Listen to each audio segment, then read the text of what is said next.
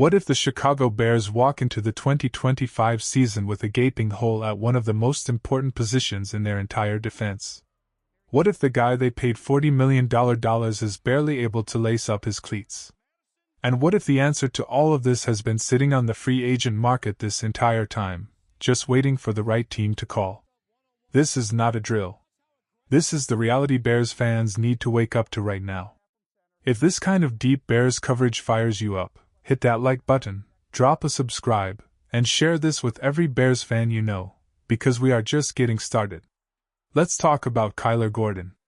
And honestly, this is one of the most frustrating situations in the entire Bears organization right now.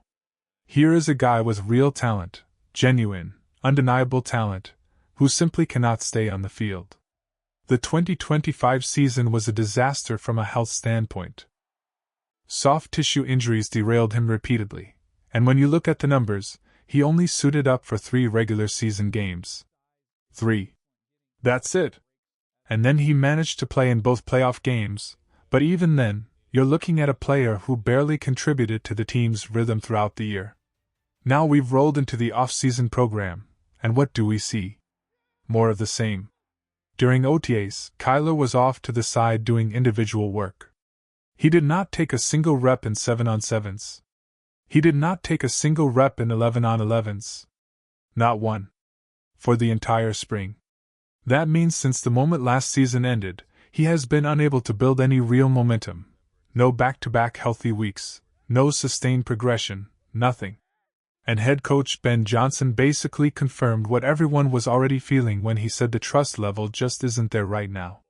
You can only build trust by being available, and Kyler hasn't been available. Here's what makes this even more complicated. The Bears can't just move on from him. The contract makes it nearly impossible. This is year 1 of a 3-year, $40 million extension. Cutting him saves nothing. Trading him is a near impossibility given his injury history right now. So the Bears are essentially stuck hoping he turns a corner, pun fully intended, and gets healthy. But hope is not a defensive strategy. So here's the real question every Bears fan needs to be asking right now. If Kyler Gordon cannot go when training camp opens in late July, what is this defense actually supposed to do at the nickel position? Because the backup options are thin. The Bears brought in Cam Lewis during the offseason as a nickel safety hybrid type, a solid depth move on paper. But guess what? Cam Lewis also missed minicamp. He wasn't a full participant during OTAs either. So your starter is hurt, and your top backup is also potentially dealing with something. That is not a comfortable position to be in heading into what should be a massive year for this franchise. Internally, the Bears do have some pieces they've been experimenting with. Malik Muhammad, the 4th-round rookie out of the draft, has been getting reps at the slot corner position. And look, from a coverage standpoint, he has the tools. But he plays at around 185 pounds, and there are real questions about whether the weight he added before his pro day is legitimate, or just a pre-draft number. More importantly, he is a 4th-round rookie. Handing him a critical defensive role from week 1 is a significant risk. Josh Blackwell. He is a special teams ace, full stop. The Bears absolutely love him in that role, but putting him on the field defensively should be treated as a last resort, like you've already burned through everyone else and the building is on fire. Kobe Bryant and Dylan Naaman offer some versatility, and you could mix in some creative looks where one of them slides into the nickel spot while Elijah Hicks rotates through at safety. But that's a part-time solution at best, not something you can build your base defense around week after week. Question of the day. Drop your answer in the comments right now. Should the Chicago Bears sign Kenny Moore, or do they trust their internal options to hold things down? Let's hear it.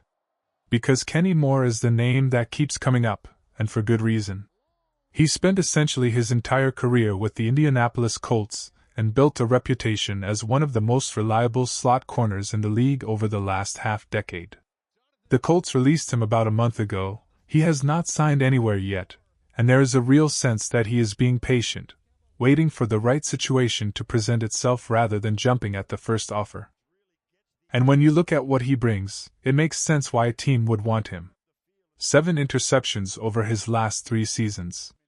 A completion percentage allowed of 62%, just over 500 yards surrendered, with a passer rating under 90 against him. A PFF overall grade of 67, which sits comfortably above average. And his run support grade. An impressive 84. The guy is a willing tackler, he can play underneath, he can work in intermediate coverage, and he can handle some deep assignments when needed. He is not flashy. He is not going to wow you with elite athleticism. But he is a professional who knows the position inside and out, and that matters enormously. Is he as explosive as a healthy Kyler Gordon? No. Is he as versatile? Probably not. But here is the thing. A healthy Kyler Gordon has been a fantasy for most of the last season and a half. Kenny Moore is available right now, he is proven, and he is easily the best nickel corner remaining on the free agent market. The next best alternatives, guys like Rasul Douglas or Marlon Lattimore, are primarily outside corners. There is nobody left out there with Moore's specific background and track record playing on the inside. The cost probably would not be outrageous either. We are talking somewhere in the range of $5 to $6 million, maybe even less if you structure it with playing time incentives, since the Bears are still holding out hope that Kyler can contribute this season. Now, does this move happen before training camp? Probably not, and honestly, it probably should not. You want to get your guys back, see who is healthy, evaluate the situation with real eyes before making financial commitments. There is also still the matter of the edge rusher market, and any remaining cap flexibility probably should not be burned at nickel before that position gets addressed. But here is what should make every Bears fan genuinely nervous. This is no longer a one-time injury scare with Kyler Gordon. This is a pattern. This is a trend. Last season it was a nightmare of scrambling and patchwork solutions in the secondary, with the defense suffering for it all year long. Nobody wants a repeat of that, especially not in year 2 of Ben Johnson's system when this team is supposed to be taking a real step forward. If Kyler Gordon is not out there when the pads go on in late July, the pressure on Ryan Poles to make a move is going to be enormous. And Kenny Moore, sitting quietly, waiting, still available, might just become the most important phone call the Bears make all summer. So keep that name locked in your memory bank. Because between now and the first preseason game, this story is only going to get bigger. And one final thought to leave you with, is this Bears defense genuinely ready to compete at a high level if they have to start the season without their starting nickel corner for the 3rd time in recent memory? Think about that one. Make sure you subscribe so you don't miss a single update as we push toward training camp. Bears season is coming, and things are about to get very interesting.